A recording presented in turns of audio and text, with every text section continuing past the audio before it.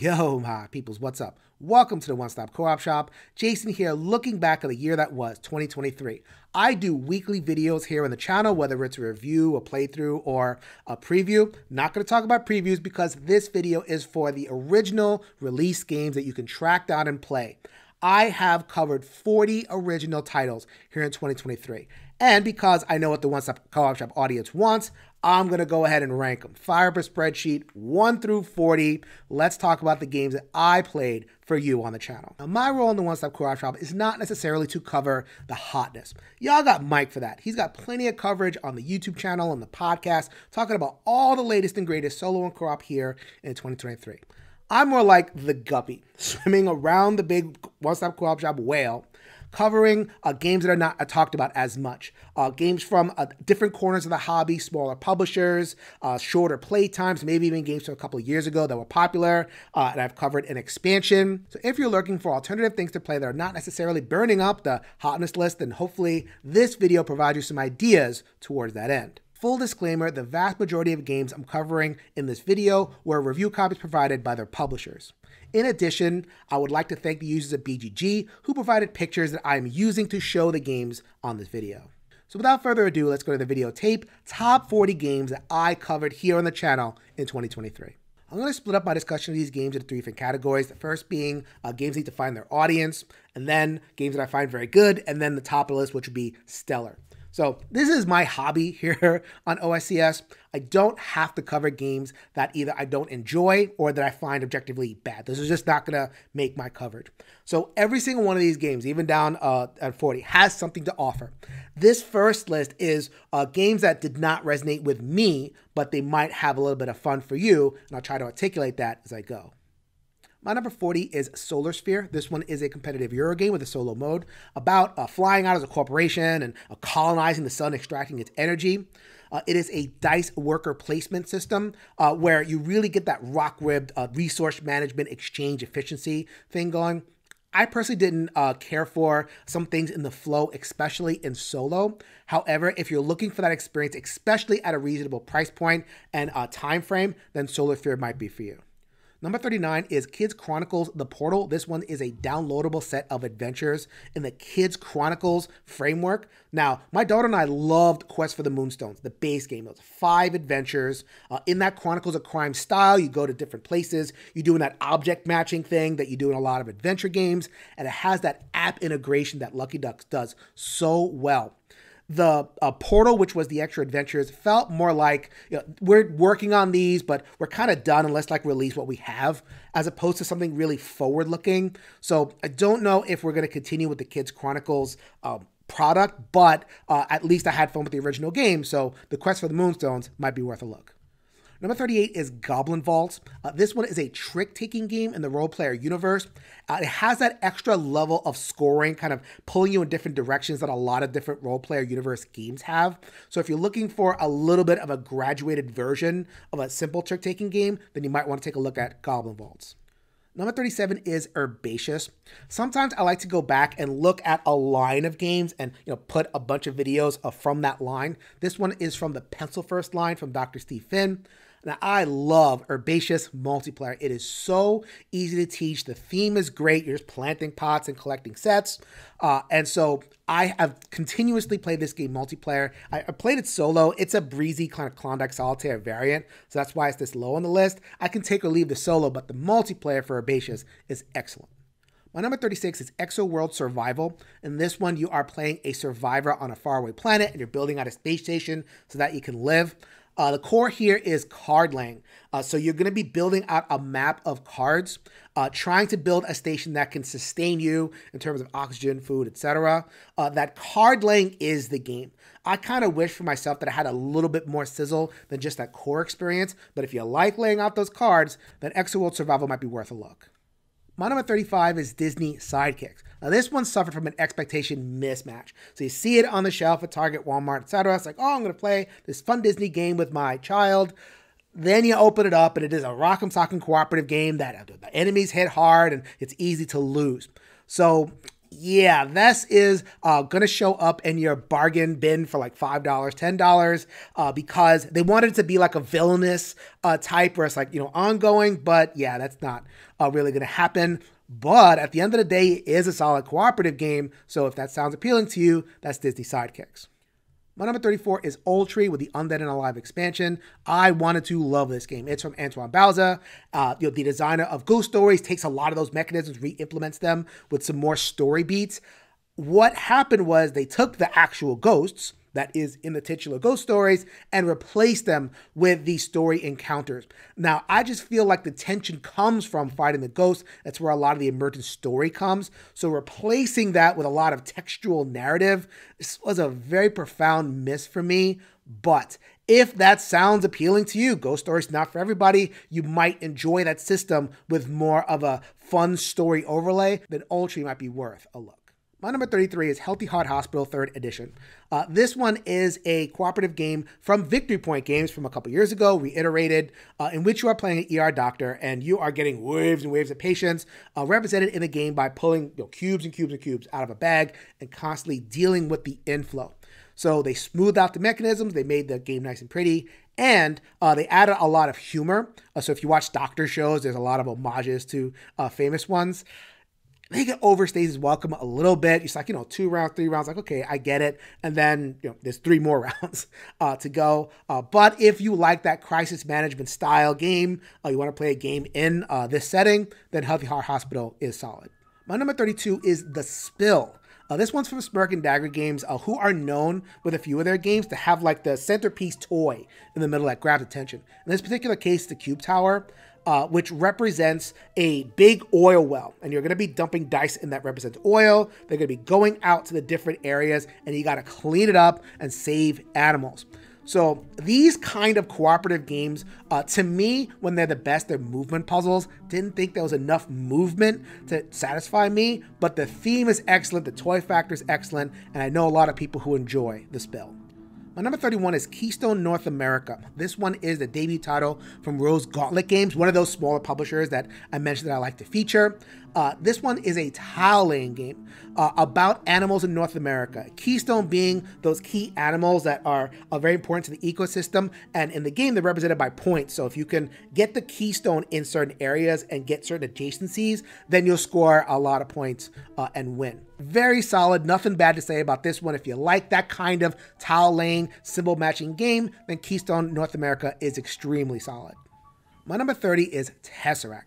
So this one is from Smirk and Dagger, another one that has that attention-grabbing toy in the middle of it. In this one, there's a cube tower of dice. So you're drafting dice, you're making sets, and you're firing off powers as the game goes on. The powers get bigger and broader, and you're doing all these cascading effects. There is no theme here whatsoever, so I missed that in that crisis management style game. But if you find that whole firing off combos very intellectual exercise and then that satisfying punch at the end, Tesseract has a lot to offer. My number 29 is Dice Conquest. This one's from WizKids. Scratches that solo gamer itch for a dungeon crawl. But oftentimes we don't have time to lay out a whole big thing. 10, 15 minutes, get me to dungeon, grab the loot and get out. So this one has that polyhedral dice system. You're fighting waves and waves of monsters. Eventually you go to the big bad. I have some little problems with this one in terms of the player balance. Some of the monster powers are frustrating, but for the most part, if you're looking for that quick filler dungeon crawl experience, Dice Conquest might be one for you. Rounding out this list at number 28 is Jerusalem Anno Domini. This one is a Euro game about the Last Supper of Jesus Christ. So I'm so excited about this game for many personal reasons. I'm a Christian. I love history. I love when games take on different themes. I had some core difficulties with how the actual Last Supper plays out on the board. Wanted it to be a little bit more dynamic. It's more of a multiplayer solitaire experience, but it's here because I really appreciate that different designers and publishers are going for different experiences, and I want to encourage that. So Jerusalem Anno Domini, a great start. Let's see some more. My number 27, rounding out this part of the list, is Everdell Farshore. This is a standalone game, the first of its kind in the Everdell universe. Takes a lot of the familiar city building and cute critters and what we know about Everdell and puts it in a little bit of a new mechanical package, the maritime theme, and others. So a lot of folks watched my video and the others that came out at the same time when the embargo lifted and said, that's a lot of Everdell right there. Is this really different? Does this really justify the expense of a new base game? What I'll say is this game is for someone who wants a little bit of an easier entry into Everdell. I think that the Farshore does a couple of things to smooth the mechanical experience out. Or if you're an Everdell completionist, you absolutely have to have everything for it. Believe me, there's a couple of people out there that know what completionism is all about. Then Farshore probably offers just that little bit to be like, you know what? Okay, I'll put that in my collection. So a little bit of a mixed rating for me. I'm splitting the difference between those two camps. Here's where it lands. Number 27, Everdell Farshore. For this next part of the list, I'm going to transition to talking about games that are very good for me. Either they fulfill some kind of role for me or for my game group, so I've kept them, or I can recommend them as really solid at what they do. My number 26 is Alien Frontiers Edition X. This one is an OG in so many different ways. It was the first, or one of the first, successful one of Kickstarters, so a trivia note for y'all. Also, I think it was one of the first really popular dice worker placement games. So you've had worker placement. This one uses dice, where the pip determines where you can go, how strong your action is, that kind of thing. So many games have used that mechanism. I love Kingsburg. Solar Sphere was mentioned earlier in this list. So Alien Frontiers, to me, has not been outdone. I still love it to this day. And the Edition X has a lot of what I regard as the best expansion in the package. The only thing missing from this package is a in-the-box solo mode. There are solo modes all over BGG, so I'm happy to include it in this list. So I am wondering if this game is popular enough that gets enough attention from designers. Give me a solo mode for Alien Frontiers Edition X. My number 25, Tiny Epic Vikings. Y'all know me on the channel. I love to take Tiny Epic and throw it right on as soon as I get one. This one stands out because I feel it takes the most different kinds of mechanisms and smushes it all into one package. You got set collection, resource management, area control. It is a Viking game after all. Bluffing aspect and multiplayer. So much in that little box. So that creates a difficulty, especially for solo players. The solo is layered on top of all that stuff, so there's a lot going on, hard to remember. It's the game where I hesitate the most in terms of just taking out and playing it. After a while, I got to remember a whole bunch of different things, so that's a little bit of a barrier. But in terms of someone who wants that heightened strategic experience, no other game in the Tiny Epic line offers more on that end. That's Tiny Epic Vikings. My number 24 is 1815 Scum of the Earth. This one is an iteration within the historic epic card battle system from Holonothic Productions. It is based on the Battle of Waterloo and battles leading up to it. A pitched battle, all card-based. You're throwing your cards into this pit, this meat grinder. Most of your cards you're going to lose depending on how you're positioning them, which ones you want to keep and what you want to sacrifice. This one is an excellent two-player game. Teaches you a lot of history. A lot was wrapped into the system. Solo, a little bit more difficult in terms of my own experience. I think this one is a natural two-player game, though solo does work. So if you enjoy sound of that, that is 1815 Scum of the Earth. My number 23 is Forbidden Jungle. So this is the latest in the Matt Leacock line of Forbidden games, the fourth one. You are crash landed on a jungle and you're trying to escape before you are assaulted by creepy crawly little insect things. So this one has the most organic bad guy evolution. You start with a bunch of eggs and they grow up into hatchlings, and they eventually grow up into full-size adults. If you get too many of anything, any particular thing, they're going to lose. Lots of ways to lose in this one. So as the Forbidden series has gone on, the complexity has definitely added on. And I found that Forbidden Jungle just had this issue where like the bot was a little bit hard to implement sometimes. Like it takes a little while and then, you're back to your turn. But the sense of adventure and the evolving nature of the threat and some of the spatial puzzle elements that come in towards the end, Forbidden Jungle offers something unique in the series, and I definitely like it. My My number 22 is Cyberion. This is the latest in the Oniverse, in which you are playing a mechanic and you try to solve problems and collect your tools.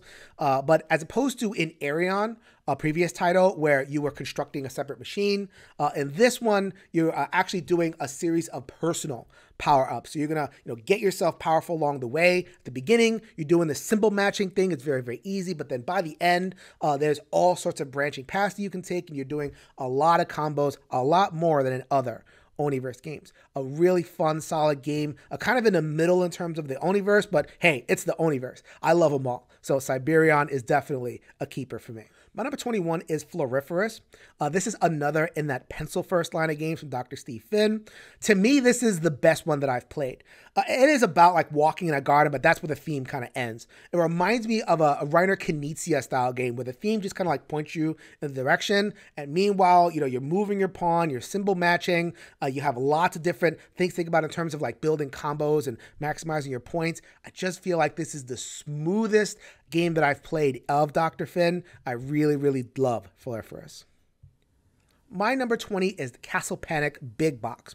So Castle Panic I played for years. I really appreciate it as the paradigmatic cooperative tower defense game. And I love that genre because it's so easy to teach. Here's a thing, you care about it, and protect it from, whatever is assaulting you. In this particular case, the thing in the middle is a castle, and monsters are coming out of a bag, strewing out, and you have to, play your cards and defend as much of the castle as possible.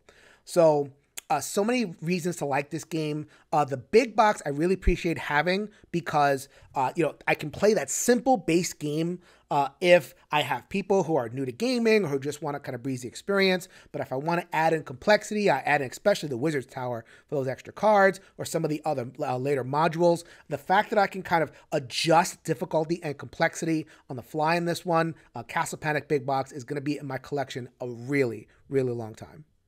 My number 19 is Valeria Card Kingdoms, particularly with a certain expansion called Darksworn.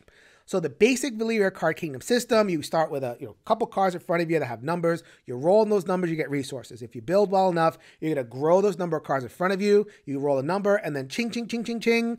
Really plays on that, jackpot system. You roll a certain thing and then you get flooded with an abundance of resources. Feels really satisfying. The base game, though, I just feel like doesn't handle that abundance very well. But then you get into some of the expansions which do a better job. And then the Darksworn expansion adds cooperative play, adds an ongoing campaign with some difficulty. I feel like the game is at its best in that Darksworn version. Go ahead and check out the video. I really had a lot of fun with the entire campaign of Valeria Card Kingdoms with the Darksworn expansion. My number 18, rounding out this list, is Masters of the Universe Clash from Eternia from CMON. This one is the paradigmatic big old honky game with tons of expansions, big old board and minis and dice and all that kind of thing. Ultimately, this is a one versus many game in which one player will play like a squad of a faction, whether the good guys or the bad guys or whatever. And then the other players will play their own characters and then, go back and forth, capture the flag and race scenarios. So a different scenario based play. So there is a cooperative mode, and I think like 4 of the 24 modules included in the base game have cooperative as a basic thing. You can play more. I've seen BGG variants where like they take the other scenarios, make them cooperative. It's not that hard.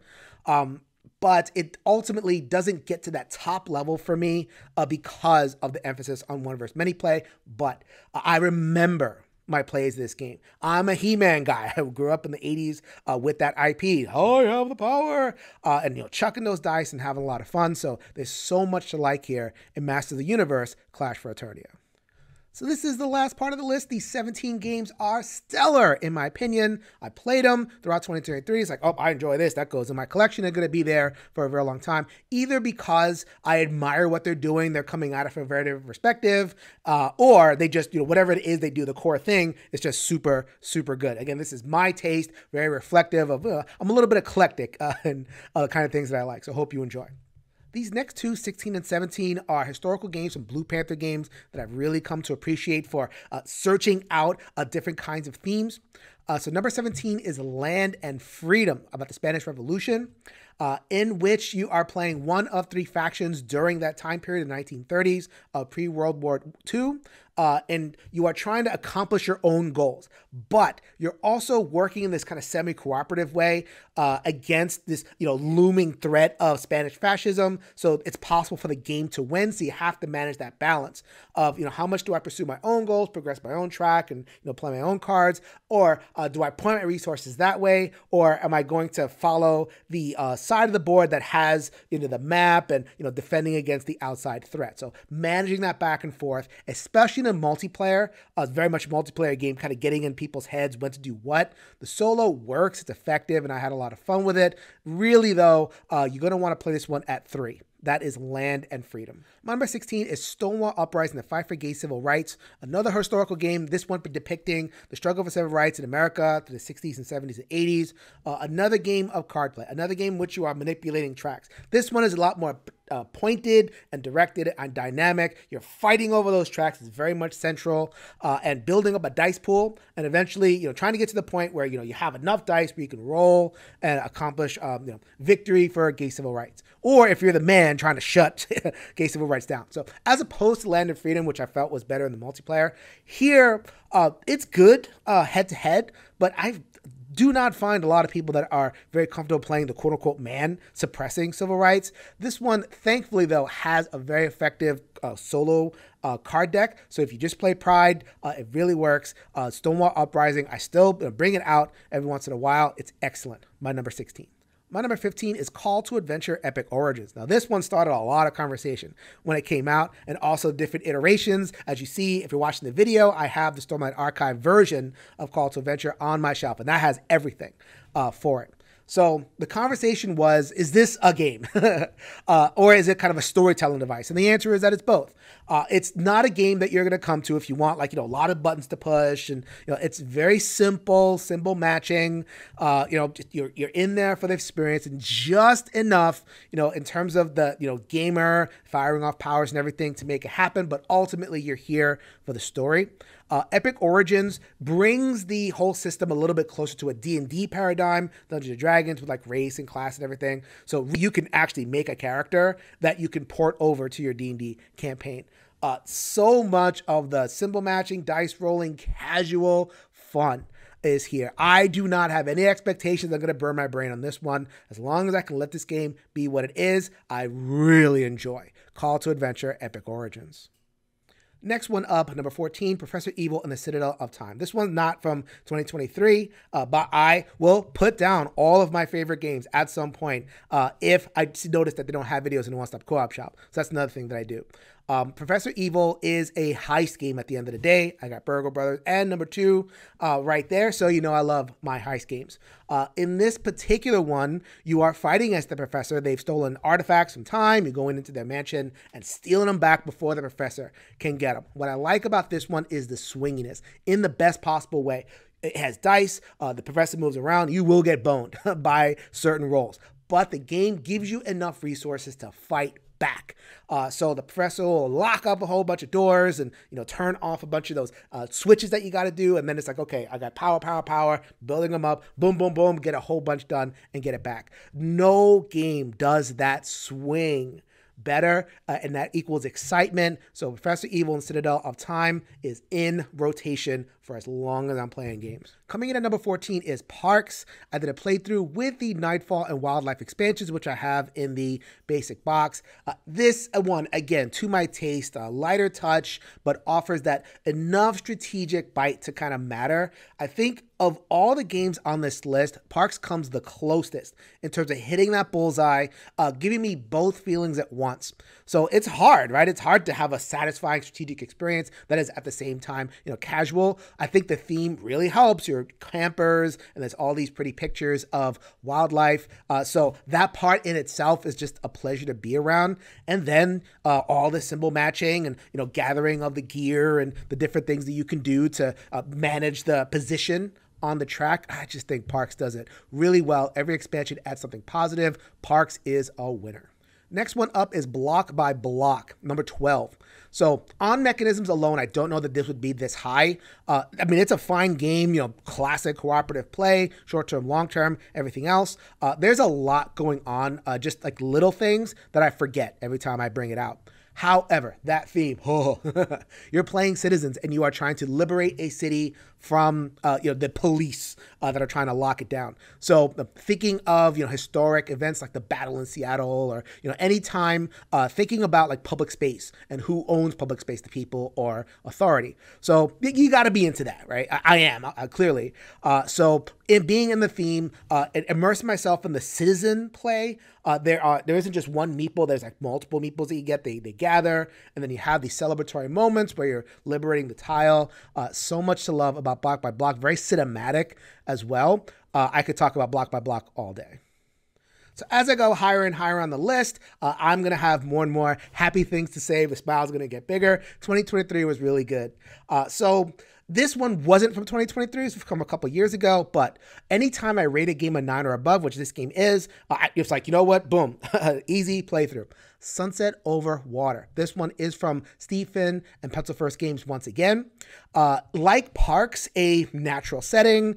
You're surrounded by beautifully rendered cards. This one, the art is all by Beth Sobel, who does a lot of this kind of work. Instead of the Euro resource track, though, which Parks did, this one is a much more casual spatial reasoning and timing. Do I want to go for short distance very quickly or a long, powerful move a little bit later? Just that simple little implementation. Oh my God. Again, gets that bullseye right, gives me strategic depth, and makes me feel good at the same time. I've been playing Sunset Over Water, and since its release, I always bring it out at least once a year, which is a lot for me, especially when it's a game that's a little bit older. I will never get rid of Sunset Over Water. I said that I was going to mention Everdell again early in this list. Well, here it is, number 10. This year, I played through the New Leaf and Pearlbook expansions with the Mistwood solo expansion that was provided in the Complete Collection. I love the Complete Collection. I'm keeping that thing. I even play the app when I don't feel like getting out the whole big thing. The app of the base game works as well. The combo chaining, the city building, the art, and the woodland creature motif, it brings together so much of what I love about just a classic card play. Everdell is awesome. My number 9 is sitting right there behind me, behind my left shoulder, Transformers: The Deck Building Game. Now, this one was a huge surprise to me. I played it at a con. I was there early, so my brain wasn't quite there. And, there's so much rules overhead with this one, especially with the team versus team, competing and adversaries. And, you're not directly competing, you're racing, da-da-da-da. And I was like, I'm not going to like this.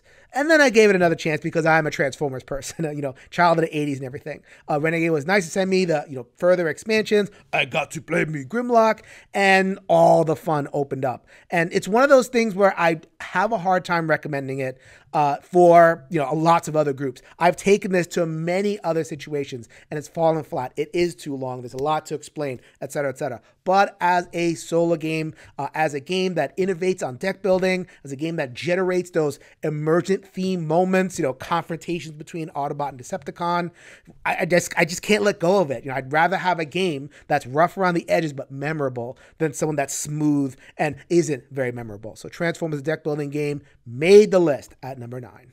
At number 8, it brings together a lot of what I'm talking about in terms of my particular taste. I love being surprised. I love when games kind of take a different angle on something, gives me a tactile feeling. Throw that in there, that's pretty good. Globetrotting. I was so taken by surprise by this. I got contacted by REI. I had covered Canvas for them previously on the channel, so they said, here's our newest game. I said, okay, I'll give it a shot, not knowing what to expect. Whoa, this game is great. You get these little globe pieces, and it has cities around the world, and the cities are all based on previous games like Jaipur and Carcassonne, etc. And you're doing you're making travel lines with a wet erase marker. So there's a huge physicality component here. You're trying to do so efficiently because there's these cards, and they give you kind of scoring conditions. Okay, this route's worth this, that route's worth that. Change it up a little bit. And even the solo mode is fun. Yeah, I loved the experience of playing it solo. And it's a game that I would play really, really often. The only limitation, one, it's hard to store those globes. You have to take them apart, put them together. People didn't love that. And also the wet erase aspect of it can be a little bit messy. So just from a tactile end, it adds a little bit of roughness. But for me, if I want unique experiences and something that people will remember, I brought it to a friend's house and they're like, hey, I want to play that globe game. Not a lot of games do that. And sometimes you have to think outside the box to get there. So globetrotting, wow. A very, very worthy number 8. Now for my number 7, I'm cheating a little bit because I didn't actually do a video on this. I did cover it on the One Stop Co-op Shop podcast, and I only didn't do a video because Mike loved the game also. So I would have done a video. It's right over here. Genshin Taro. Oh, by the way, more of these like excellent top games have made it into my shelf, so that's how you know. Genshin Taro is a card-based game, superhero battler, like a Sentinels of the Multiverse or Marvel Champions, doing its own thing. I think it offers something very unique. It is the lightest rule set of all of these card battlers while still being engaging in terms of its strategy. The combos, you're not just playing one hero, you're playing 4, like a team in the video game Genshin Impact. And, shuffling in deck builder style, those 4 different heroes, exploring the different combos, how they interact. When I got it, I played it 20, 25 times, which never happens. I never get that high. To explore all the different characters. They're working on more. I'm in for it. Genshin Taro. My number 6 is on the shelf once again. Earthborn Rangers. This one delivered fresh here in 2023. It is a take on an adventure card game. We have a few of those, like an Arkham Files game, different adventure style games, whether it's a book or an app iteration, whatever it is. This one is straight up just cards. And it goes at it in a whole different way. The first mission is not kill the bad guy or escape the prison. It's deliver biscuits. A mission statement, as I discussed with the makers of the game on the podcast. They wanted a game that was about human connection.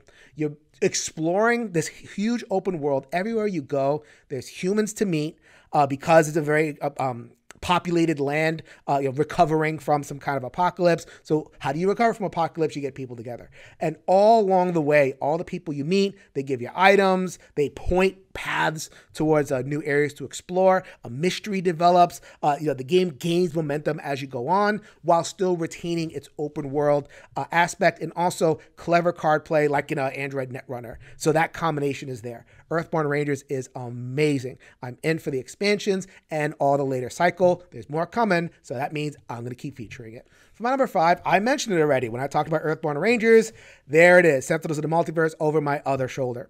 So this one's the Grand Poobah. I have been collecting it since it first came out, or at least that second edition of the first cycle. So I got all of the definitive editions so far. I got a black box that I'm thinking of selling, but it's like at this point. And that's full of all of the old Sentinels content. The granddaddy of superhero games, especially at a higher player count. I think Marvel Champions has exceeded it for many people because of the IP and because it's better at 1 and 2. Sentinels, you have to play with at least 3, optimally 4, I believe. But in terms of, having the unique heroes, the unique villains, the fixed deck, and so many different combinations and, not just combinations of heroes, but like you can play your deck different ways. Sentinels of the Multiverse is a classic for a reason, and I will continue to cover it as long as they release sets for it. My number 4 wasn't exactly a surprise because I knew I would like it, but the degree to which I liked it, that's another one I've been playing over and over again. Skoantir. Skoantir is from Impatience Design. It is from the Oniverse maker, but not in the Oniverse series. Martin Monrad Pedersen, who designs the Automa, partnered with the Oniverse makers in order to bring us Skoantir. It is an Oniverse style game. You're playing a little woodland creature called the Watker, and you're running away from the Gamla Erig, which is the bad spirit. And ultimately, it's a deck management game. There's so many interesting decisions in terms of drafting cards, playing cards. You start off with a big field of play, but over the course of the game, that field will shrink, and you have to use your cards. So many games have come down to the final play, including in the playthrough that I did. So I've played this, I don't know, 30, 35 times. I don't log my plays, but it's easy to just kind of play and play and play until you get better, and it rewards that mastery. So Sko and Tyr, right there with every Oniverse game. If I had it in the Oniverse, it'd probably be number 2 behind Onirim, and then the rest of them fall in there. So excellent game. These final 3 games are sitting on my shelf behind me, so you know how I feel about them. Number 3 is Paperback Adventures. This one is a word game, people, from Tim Fowler, solo only. You are playing a adventurer that is going through kind of a roguelike scenario. So you start off with a simple monster, and then you go through 5 other bosses, then it culminates in some kind of like big climactic battle. It's not a dungeon crawler, though. It is a word game. Word game, people, what's going on here? And I don't normally love word games. It's actually, in fact, that's probably not why it's not number 2 or 1, because it's a word game. Everything else about this game sings. The card play is great. Spelling words. You have to arrange the words so that you put the power that you want. Every card has a power. That power has to be on the top. There's a display system so that you could spell the word backwards and forwards depending on what you want to trigger. There's a deck building aspect where your deck gets better and you can build those combos. You can make longer words. There's 3 different characters in 3 different playthroughs, 3 different play styles. Paperback Adventures is amazing at number 3. For my number 2, I Am Cheating. This is not a 2023 release. The cycle is closed. It hasn't been a new release for this one for a while. But it is Eldritch Horror. I played it on the channel this year because Colin established a tradition. Every year we play a spooky game. We've had enough spooky games in our hobby on Halloween. And so I carried the tradition. Eldritch Horror made it this year. World-spanning adventure, Indiana Jones, the board game, dice and items and wacky adventures. But in the Cthulhu mythos, there's that aspect of, hunting down old ones and, dealing with, psychological things that are happening along the way. So I don't have to go into what Eldritch Horror is. Now, I apologize to the peoples because the playthrough that I did of the Dreamlands expansion had a major rules error. So I ended up taking it off of the public view. If you want to see it, then it is in the playlist. It'll only be there, the Eldritch Horror playlist. We have a whole bunch of playthroughs there. I have a lot of fun. I role play the heck out of that one. So if you're interested in a little role play through, so to speak, and if you don't mind the rules mistake that I made, then go ahead and enjoy Eldritch Horror with the Dreamlands expansion, but they're all good. My number 2. My number 1 with a landslide. This is one of my favorite games, a forever game, and it was such a pleasure to get this one to the camera. The Pursuit of Happiness. You see it right over my right shoulder. This one is fabulous. It is the best of the Euro slice of life games. There aren't that many of them, but this one just far exceeds. You start as a person, a young person, then you have to go get a job and have different adventures, going around. The regular Pursuit of Happiness base game, you have your kind of life that is contained within a neighborhood, and then the expansions open it up, your community and experiences traveling all over the world. The newest expansion was delivered, which was the Nostalgia expansion. I played a giant playthrough with all 3 expansions, and I got into the role playing. So if you want to see me be a Manosphere podcaster, advertising rhino horn supplements for virility, and getting into all sorts of tax evasion and girlfriends, and the role playing possibilities here in this Euro game are infinite, endless. I truly love the opportunity to play the Pursuit of Happiness. I think the cycle is closed at this point, and that's okay. There's enough expansions. Yeah, I even dragged my wife to play this one. I can't say enough about the Pursuit of Happiness. So that was all the games that I played for you and for myself, let's be honest, here on the One Stop Co-op Shop in 2023. Let me know if you enjoyed any particular game, if one of your favorites made the list, or if there was a game that you hadn't heard of before and it made you curious, then let me know that in the comments below. We are keeping the train moving. I have videos once per week. I already have them lined up. I tend to film ahead of time. I'm like that. I need a bank of videos and then release them one by one. So on the One Stop Co-op Shop, unfortunately, we lost Colin. He moved on to meet me at the table, so he's still doing playthroughs. They do the same thing. We both did Earthborn Rangers, and we're talking about it, but he's not doing it here. So we are trying our best to carry forward the tradition. Mike does a great job, and hopefully I supplement, and what I add is of value. So from the bottom of my heart, thank you for accepting me and my videos. And please join us with the continued ride. 2024, another 52 videos, another 40 some odd original games. And I'll do this again next year. And so this is Jason with the One Stop Co-op Shop, reminding you that we'll see you at the next stop.